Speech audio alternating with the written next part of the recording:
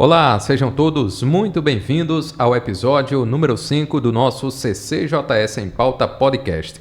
Hoje nós vamos tratar de um assunto muito importante, violência doméstica. É um assunto muito pertinente e atual. Para isso, nós vamos especificar aqui sobre o projeto de extensão do nosso CCJS Justiça para Elas. E a nossa convidada de hoje é a professora do curso de Direito, doutora Carla Pedrosa. Doutora Carla, seja bem-vinda. Muito obrigada pelo convite. Uma satisfação estar aqui no podcast, tratando uma temática tão relevante. Ok, professora, a gente começa aqui com alguns dados que realmente chamam a atenção. A gente conversava aqui nos bastidores e no ano de 2024, por exemplo, ano passado, o Brasil registrou 1.492 feminicídios, essa taxa aí que é o maior número da série histórica. Além do mais, 64% dos feminicídios ocorreram dentro de casa. E outra, pesquisas indicam que 1 em cada 4 mulheres já sofreu algum tipo de violência por um homem ao longo da vida. Exatamente. São números que chamam a atenção, né, professora? Muito, muito preocupante e assim, chama um alerta, liga um alerta para nós enquanto sociedade, porque só a legislação não é suficiente. A gente teve uma aprovação do feminicídio como crime autônomo em 2024. Antigamente era uma qualificadora que qualificava o homicídio, para a gente ter uma base que mesmo você colocando o feminicídio como crime autônomo, não foi suficiente para barrar a continuidade desses delitos. E cada dia que a gente liga a televisão, todo dia é noticiado uma mulher, 2 que vem a óbito por conta dos seus companheiros que a matam, né? Parece até notícia repetida, né, professora? Exatamente. Pois é um caso recente que nós tivemos, por exemplo, semana passada, onde um policial, aquele que é pago para fornecer segurança, assassinou aí a sua namorada, a sua esposa, né? Estava naquele processo de separação. Sim. E aí chegou a esse fato extremo. São casos recorrentes, praticamente todos os dias a gente vê na mídia. Infelizmente. E vê pouca coisa acontecer. Exatamente, pouca efetividade na punição desses agressores. Eles agem como se houvesse uma impunidade. Eu vou matar a mulher porque ela não quer mais ficar comigo, ou então demonstrando certo desprezo à condição mulher, porque o feminicídio você mata pelo fato da outra pessoa ser mulher. O que leva você a assassinar é o fato dela ser uma mulher. Então, o problema está nos homens, infelizmente, nessa questão. Cultural também, uma questão estrutural.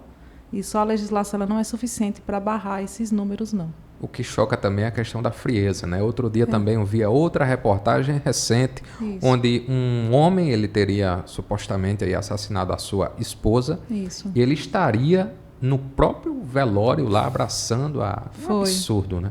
Um absurdo, comportamento horroroso e age como se não tivesse feito nada, né? E ele chegou a ser preso e foi para o velório e enterro da mulher, mas sabendo que foi o principal suspeito do caso. E um caso também estarrecedor aconteceu em São Paulo, onde uma mulher foi arrastada por mais de 1 quilômetro na Marginal Tietê, né? Acho que foi Marginal Tietê. Ela teve as pernas amputadas e tudo mais, demonstrando mais uma vez o desprezo à condição mulher. A condição de ser mulher. Pois é, professora, o que é o feminicídio? O feminicídio é um tipo de homicídio, mas que tem como vítima a mulher. Você mata aquela pessoa pelo simples fato dela ser mulher. Aí por isso que qualifica como feminicídio. Entendi. Diante desses casos absurdos que acontecem no país dia após dia, vocês estão à frente de um projeto muito importante exercido aqui no Centro de Ciências Jurídicas e Sociais, que é o projeto de extensão Justiça para Elas. Isso. Eu gostaria que a senhora começasse explanando aí um pouco o que é o projeto Justiça para Elas, qual é o propósito central dessa ação de extensão aqui dentro da UFCG. O projeto é Justiça para Elas, Voz e Defesa no Combate à Violência Doméstica. É um projeto novo. A gente submeteu uma seleção esse ano, então é um projeto novo que começou a vigorar de junho para cá, de junho para dezembro.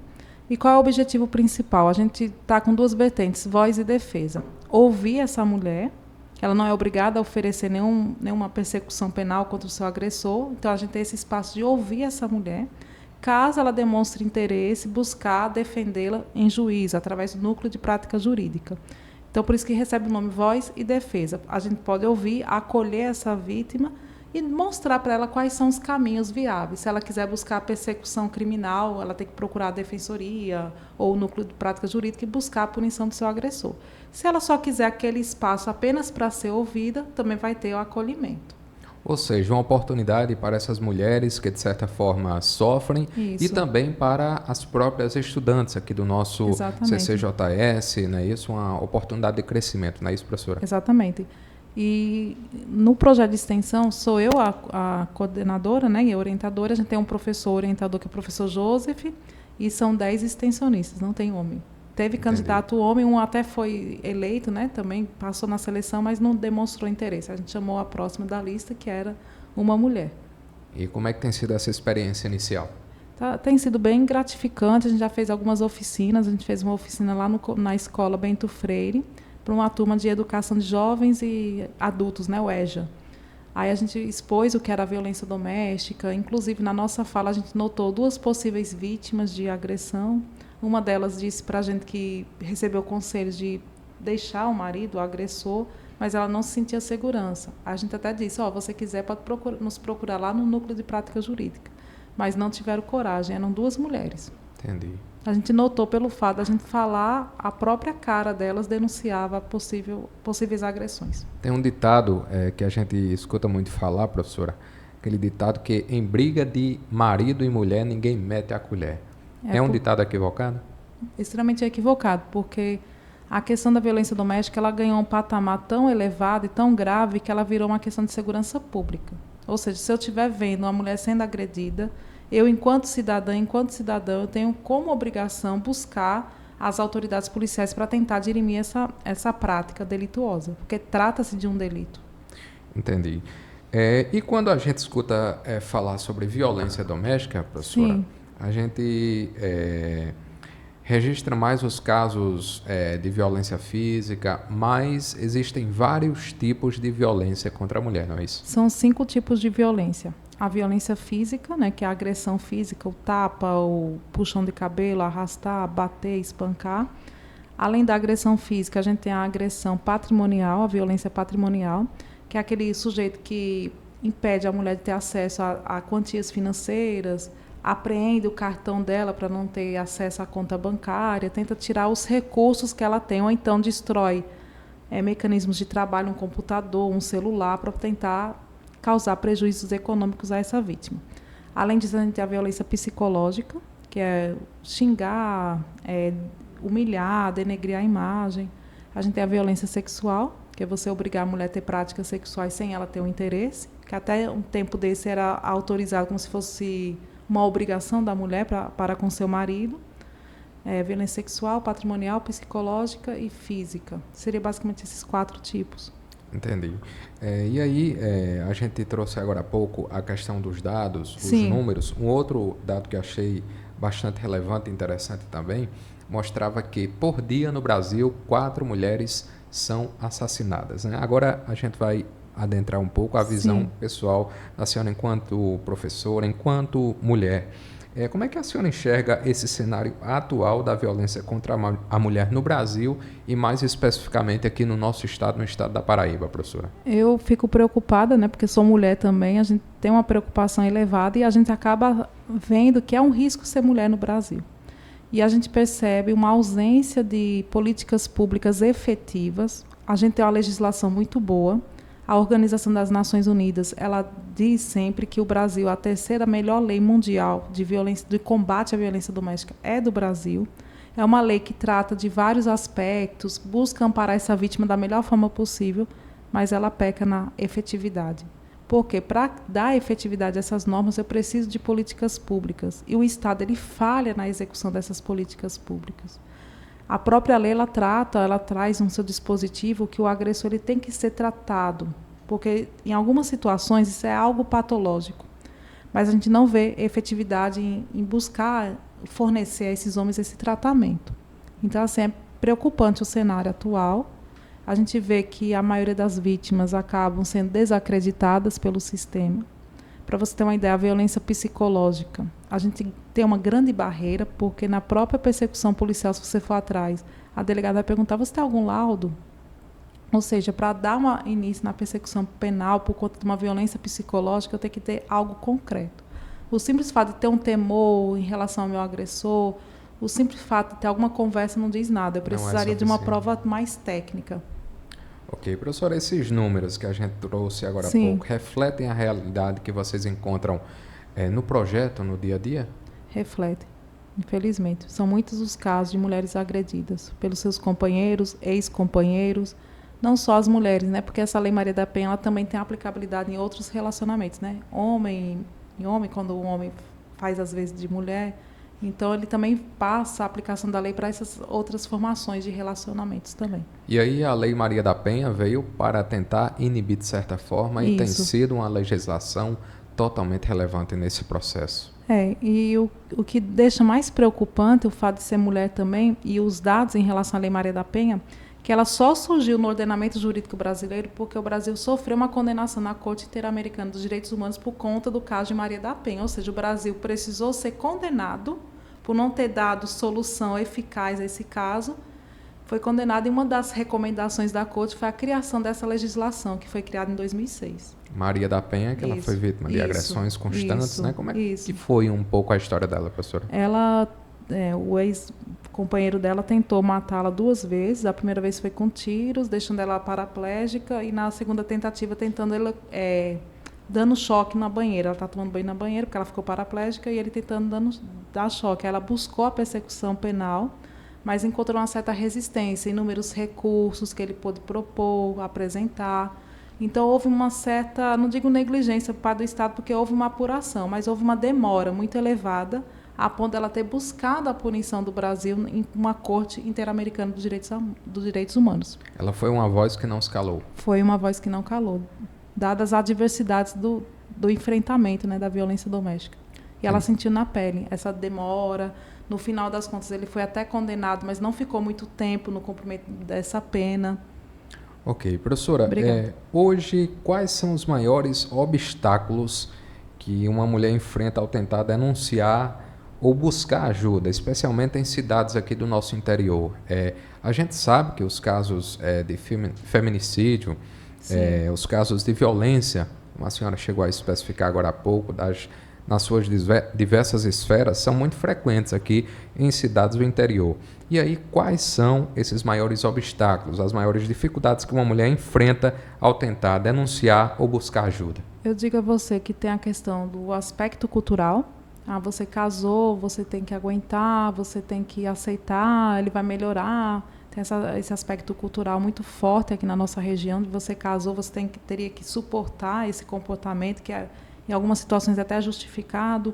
Outras mulheres se culpam pelo fato de serem vítimas dessa conduta e não querem ver que o problema está no agressor e não nela.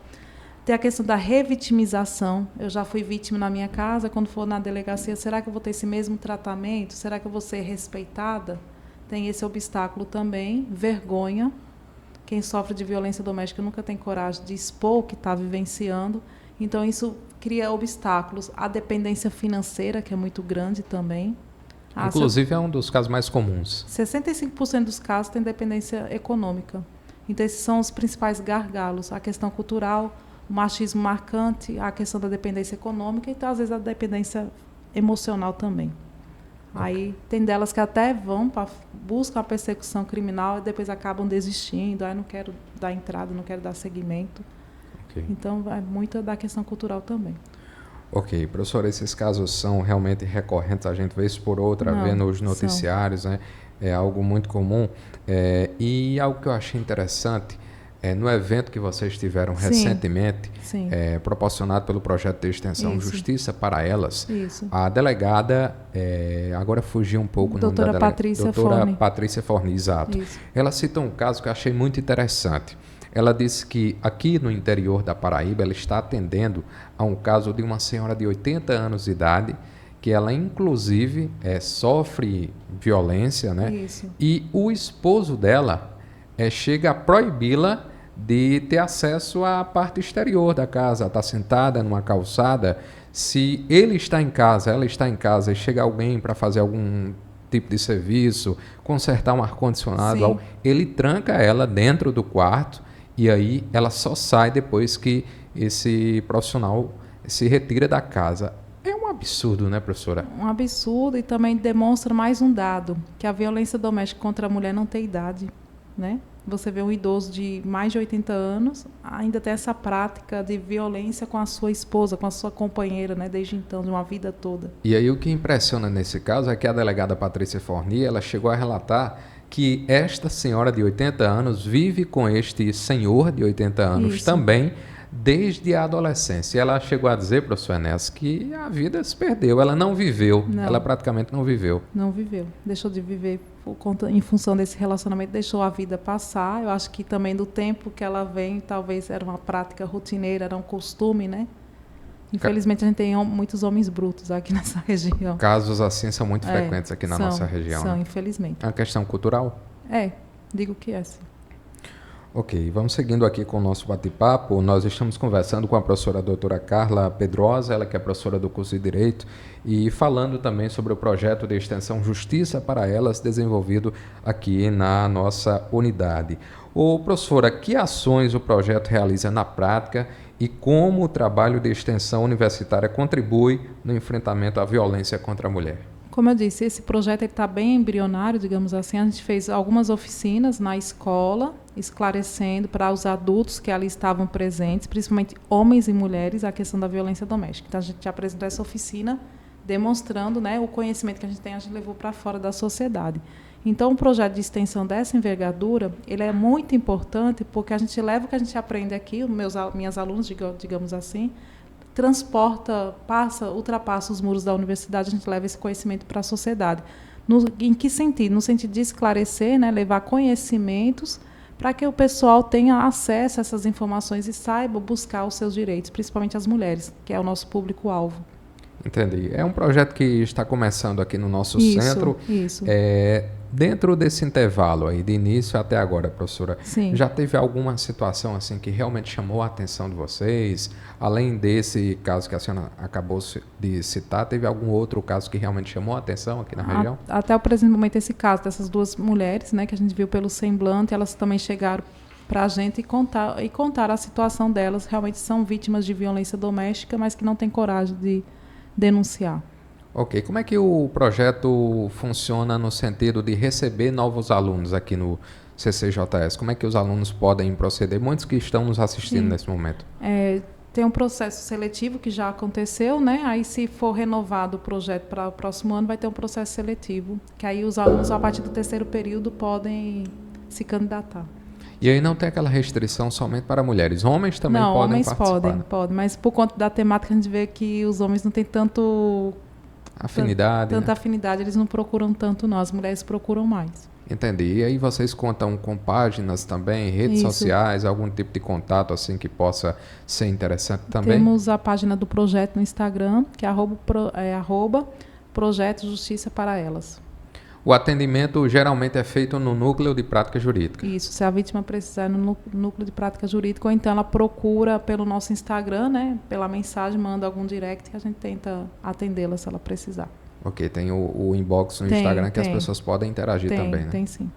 Ok, professora, e nesse momento que elas chegam lá no núcleo de prática jurídica, geralmente chegam muito abaladas psicologicamente. Sim. O Centro de Ciências Jurídicas e Sociais está prestes a iniciar o seu curso de psicologia. Sim. Será um curso totalmente importante e eu acredito que vocês devem estabelecer parcerias que deve ser fundamental nesse processo. Com certeza, porque uma das vertentes do nosso projeto é a escuta, né?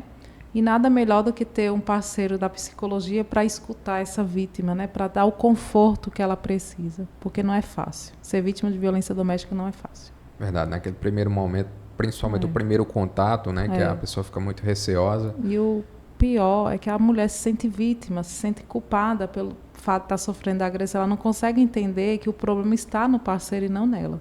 Aí, para você tentar tirar isso da cabeça dela é bem complicado. É um processo difícil. É muito difícil, muito. Okay. A própria sociedade, às vezes, taxa ela como culpada. O que é que foi? Antigamente, a doutora Patrícia Forni estava aqui. Ela comentou também que antigamente quem atendia às vezes era delegado. O que foi que você fez? Era a primeira pergunta. Não deixava nem a vítima se explicar. Já é uma agressão, né? Já é uma agressão. Por isso que a gente tenta impedir, né? E ela falou na própria delegacia, elas tentam acolher da melhor forma possível. Olha, aqui você é vítima, você vai receber um tratamento humano, você tem que buscar a perseguição de quem causou esse dano a você. Então, já tem uma certa acolhida, pelo que eu entendi no depoimento na palestra de doutora Patrícia, foi que realmente há um efetivo acolhimento dessas vítimas na delegacia aqui especializada da mulher.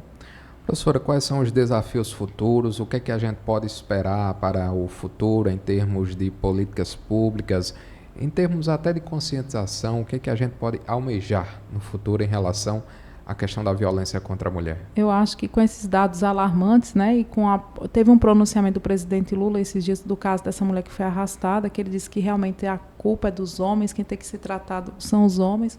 Eu acredito que talvez com esses dados alarmantes, o próprio Poder Executivo vai tomar ciência de que tem que ser feitas medidas efetivas, umas políticas públicas para efetivar essa norma na vida prática, na nossa sociedade. Ok. Professora, a gente agradece pela participação aqui no nosso CCJS em Pauta e já deixa o espaço aberto aí para novos encontros, inclusive a própria equipe do projeto participar aqui também será muito interessante. É um tema em destaque, um tema que merece ainda um aprofundamento muito maior. Eu não tenho dúvidas que a gente vai se encontrar nos próximos episódios que vem pela frente. Exatamente. Eu pretendo, em um próximo episódio, trazer a delegada, a agente da Polícia Civil, para ela trabalhar com a gente a questão de como é feito esse combate aqui na cidade de Souza. Acho que vai trazer um debate muito rico para a gente aqui enquanto academia. Porque uma coisa é eu, professora, né, na parte científica, falando, outra coisa é uma profissional que vivencia isso na prática. E o primeiro ciclo, né, de palestras que a gente fez, infelizmente, nem todos os alunos inscritos participaram, né, a gente notou um certo vácuo, mas foi um ciclo muito importante. Tivemos palestrantes do TJ da Paraíba que mostraram a atuação do Poder Judiciário, trouxeram dados interessantes, trouxeram também informações de que a Patrulha Maria da Penha funciona na Paraíba, que é um suporte muito importante para as mulheres. Então, aqui na Paraíba, a gente vê que algumas políticas públicas estão caminhando. Então, eu tenho perspectiva de coisas boas ainda, mesmo com esse cenário tão desafiador. Ok, muito obrigado, professora Carla Pedrosa. A gente agradece pela sua audiência, você aí de casa, e a gente se encontra no próximo episódio aqui no CCJS em Pauta Podcast. Um abraço e até lá.